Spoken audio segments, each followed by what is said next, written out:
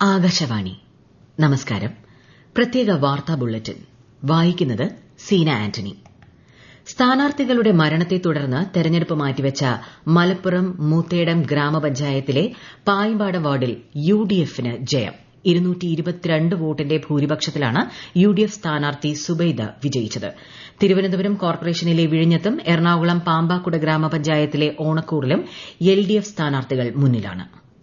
സംസ്ഥാനത്ത് സമഗ്ര വോട്ടർ പട്ടിക പരിഷ്കരണത്തിന്റെ ഭാഗമായി നോട്ടീസ് ലഭിച്ചവർക്ക് രേഖകൾ അപ്ലോഡ് ചെയ്യാൻ ഓൺലൈൻ സംവിധാനം ഒരുങ്ങി.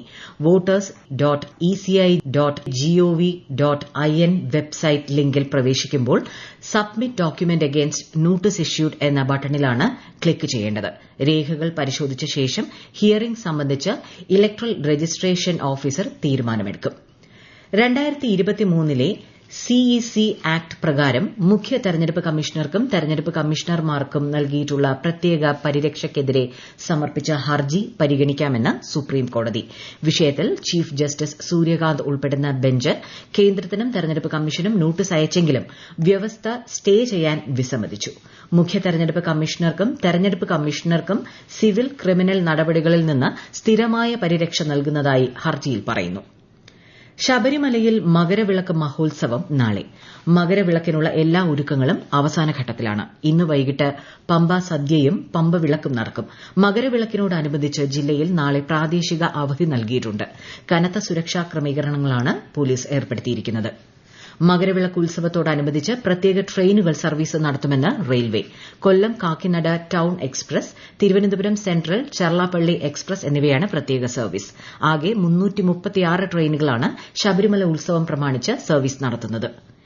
പീഡനക്കേസിൽ അറസ്റ്റിലായ രാഹുൽ മാങ്കൂട്ടത്തിൽ എംഎൽഎയെ കസ്റ്റഡിയിൽ വാങ്ങാൻ പ്രത്യേക അന്വേഷണ സംഘം സമർപ്പിച്ച ഹർജി തിരുവല്ല മജിസ്ട്രേറ്റ് കോടതി ഇന്ന് പരിഗണിക്കും. കൂടുതൽ തെളിവെടുപ്പ് വേണമെന്നും ഇതിനായി 7 ദിവസത്തെ കസ്റ്റഡി ആവശ്യമാണെന്നും പ്രോസിക്യൂഷൻ കോടതിയിൽ അറിയിച്ചു. കേരള നിയമസഭ അന്താരാഷ്ട്ര പുസ്തകോത്സവത്തിന്റെ 4ാം പതിപ്പ് ഇന്ന് സമാപിക്കും. ഗവർണർ രാജേന്ദ്ര വിശ്വനാഥ് അർലേക്കർ സമാപന സമ്മേളനം ഉദ്ഘാടനം ചെയ്യും. മൌറീഷ്യസ് മുൻ പ്രസിഡന്റ് അമീന ഗുരീബ് ഫക്കീം മുഖ്യപ്രഭാഷണം നടത്തും. നിയമസഭ പ്രസിദ്ധീകരിച്ച പുസ്തകങ്ങളുടെ പ്രകാശനവും കേരള നിയമസഭ മാധ്യമ അവാർഡുകളുടെ വിതരണവും ചടങ്ങിൽ നടക്കും.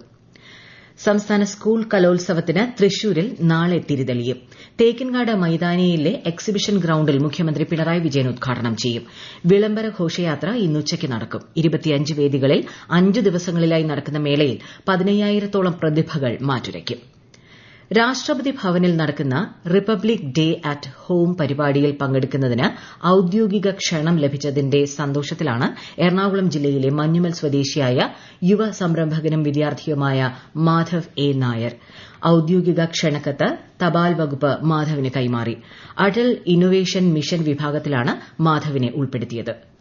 കർത്തവ്യപഥത്തിൽ നടക്കുന്ന ഈ വർഷത്തെ റിപ്പബ്ലിക് ദിന പരേഡിന്റെ ഫുൾ ഡ്രസ് റിഹേഴ്സലിനായി സൌജന്യ പാസുകൾ വിതരണം ചെയ്യുമെന്ന് പ്രതിരോധ മന്ത്രാലയം. ഈ മാസം 15, 16 തീയതികളിൽ പാസുകൾ ലഭ്യമാകും. ഔദ്യോഗിക വെബ്സൈറ്റ് വഴിയോ ആമന്ത്രൺ മൊബൈൽ ആപ്പ് വഴിയോ പാസുകൾ ബുക്ക് ചെയ്യാം. ലോഹ്രി, മകരസംക്രാന്തി, പൊങ്കൽ, മാഘ് ബിഹു തുടങ്ങിയ ഉത്സവങ്ങളുടെ പശ്ചാത്തലത്തിൽ രാഷ്ട്രപതി ദ്രൌപദി മുർമു ജനങ്ങൾക്ക് ആശംസകൾ നേർന്നു. ഈ ഉത്സവങ്ങൾ രാജ്യത്തിന്റെ സമ്പന്നമായ കാർഷിക പാരമ്പര്യം, ദേശീയ ഐക്യം തുടങ്ങിയവയെ പ്രതിഫലിക്കുന്നതായി ആശംസാ സന്ദേശത്തിൽ ശ്രീമതി മുർമു പറഞ്ഞു. രാജ്യത്തെ പൌരന്മാരെ കേന്ദ്രീകരിച്ചുള്ള clean toilet picture challenge June 30 വരെ നീട്ടി നാഷണൽ ഹൈവേ അതോറിറ്റി. ദേശീയപാതകളിലെ ശുചിമുറികളിൽ കൂടുതൽ ശുചിത്വം ഉറപ്പാക്കുക എന്നതാണ് ഈ സംരംഭത്തിന്റെ ലക്ഷ്യം. കോമൺവെൽത്ത് രാജ്യങ്ങളിലെ സ്പീക്കർമാരുടെയും പ്രിസൈഡിംഗ് ഓഫീസർമാരുടെയും 28ാമത് സമ്മേളനം ന്യൂഡൽഹിയിൽ നാളെ നടക്കും. 3 ദിവസത്തെ സമ്മേളനത്തിൽ 60 രാജ്യങ്ങളിൽ നിന്നുള്ള പ്രതിനിധികൾ പങ്കെടുക്കും.